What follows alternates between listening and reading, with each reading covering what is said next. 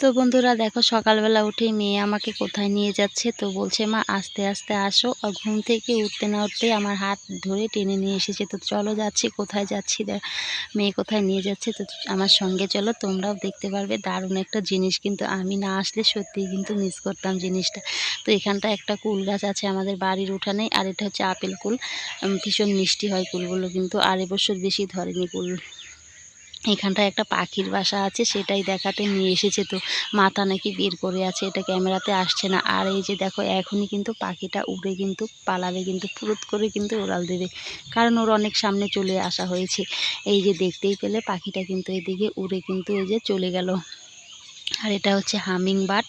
ওদের মানে বাচ্চাদের চোখ যে কোথায় যায়, কি সুন্দর না, পাখিটা চলে গেল। আর এইদিকে আমি দেখো কি করছিলাম, আমি এইদিকে কতগুলো খই নিয়েছি। তো খইগুলো আজকে বাছবো। আজকে আমাদের বাড়িতে হচ্ছে গরুর মানে যে গরু বাচ্চা দিয়েছে, গরুর বাচ্চার হচ্ছে অন্নপ্রাশন আছে।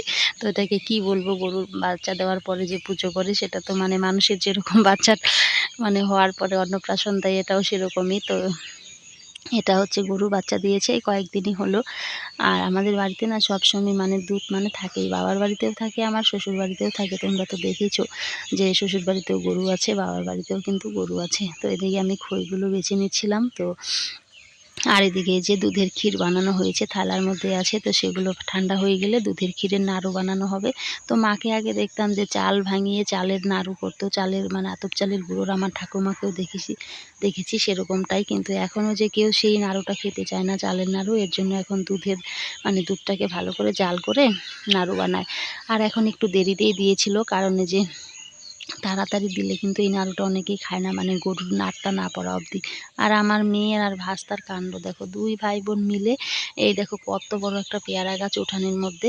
তো এই পেয়ারা গাছ থেকে পেয়ারা পাচ্ছিল। আর এই গাছটাতে না সারা বছর পেয়ারা ধরে, ভীষণ মিষ্টি পেয়ারাগুলো খেতে কিন্তু খুব ভালো লাগে।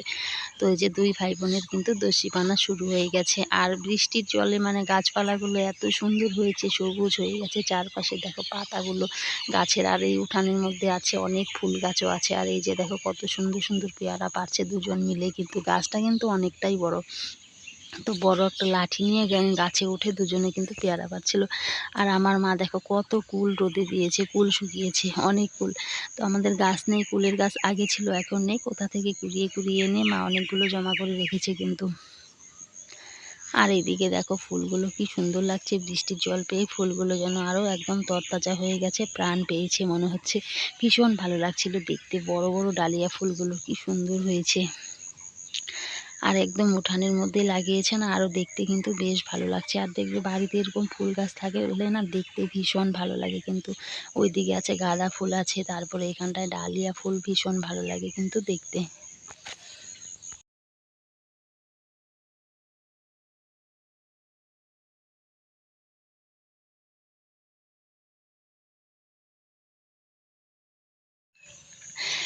তারপর দেখো বাবার বাড়িতে এসেও কিন্তু আমি বসে বসে খাচ্ছি না।